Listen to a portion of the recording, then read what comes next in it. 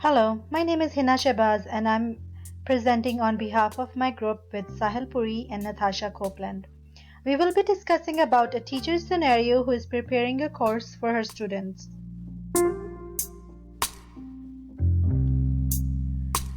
Miss Educator has limited herself and her students by deciding to only use one type of assessment. She is using one test this week to test the knowledge of her students. She is not giving any type of feedback or feed forward. Miss Educator is not observing her students to know their learning styles. She is not planning the curriculum according to students' levels of understanding.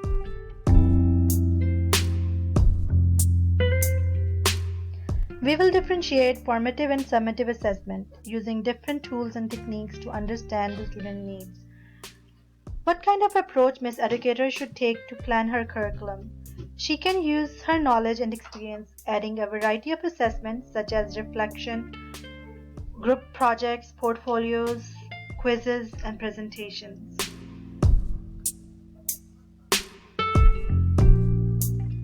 Students should have access to all the materials that is required to complete the course. That includes syllabus, course outlines, handouts, and any assignments. It is teachers' responsibility to make the students comfortable in the environment.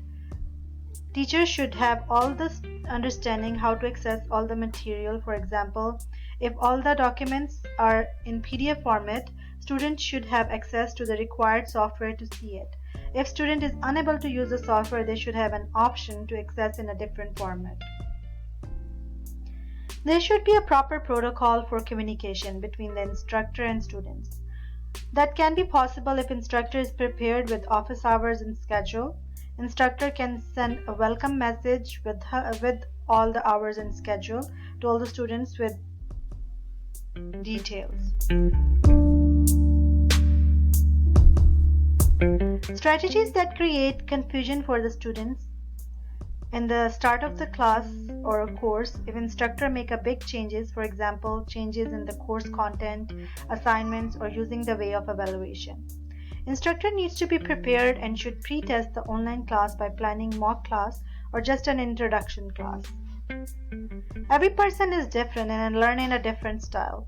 Instructor needs to be creative and plan unique ways of teaching by implementing media-rich environment that will fulfill the diverse needs of the class. Instructors should avoid unstructured, messy, and confusing programs. Formative assessment is a process the students' learning progress in a classroom. It gives students opportunity to show their creativity. They can show their knowledge while having fun.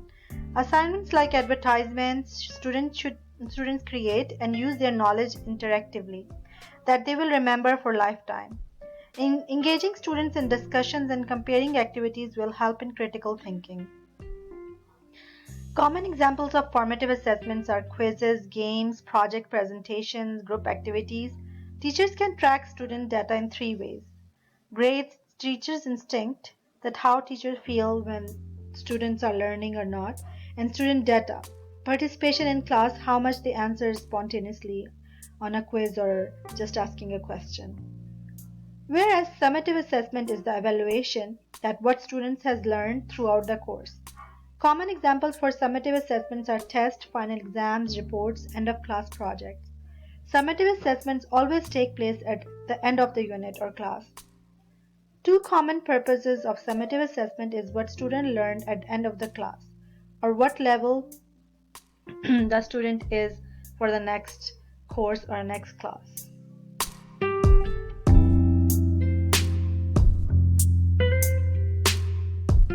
In-depth reports help students to explore, engage, and research an opportunity of complete understanding of the topic. Individual projects are a good way for individuals to show their knowledge. Personal evaluation helps students to assess themselves that how much they learned and look at their perspective in a different way. Summative assessment also tracks through grades.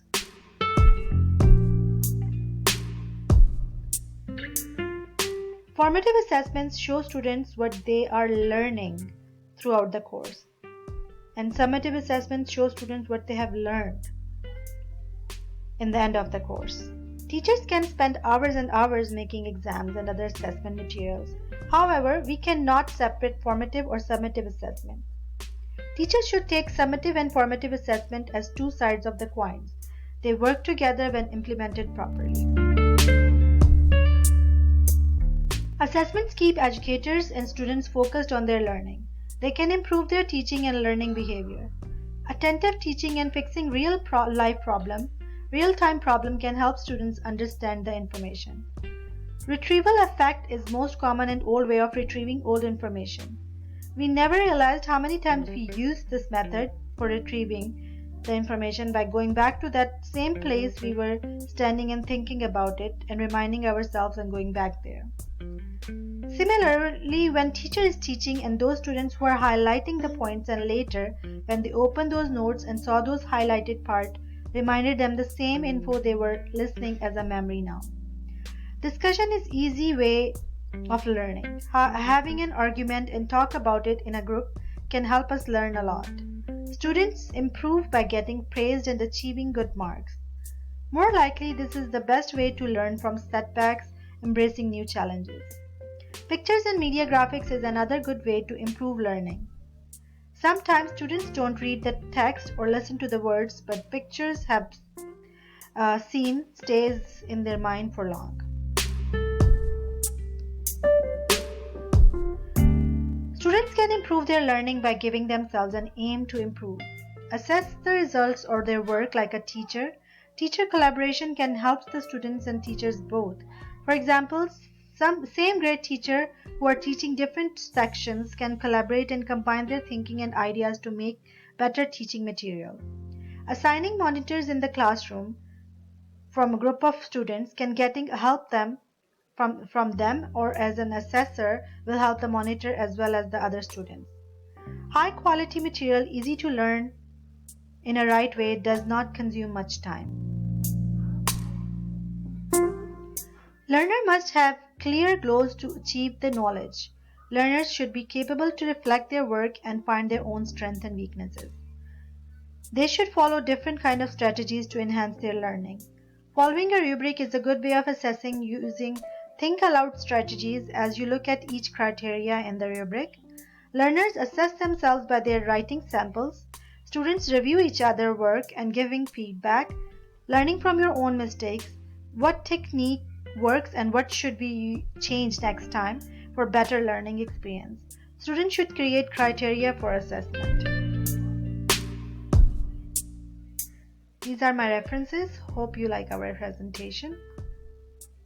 If you have any questions, please.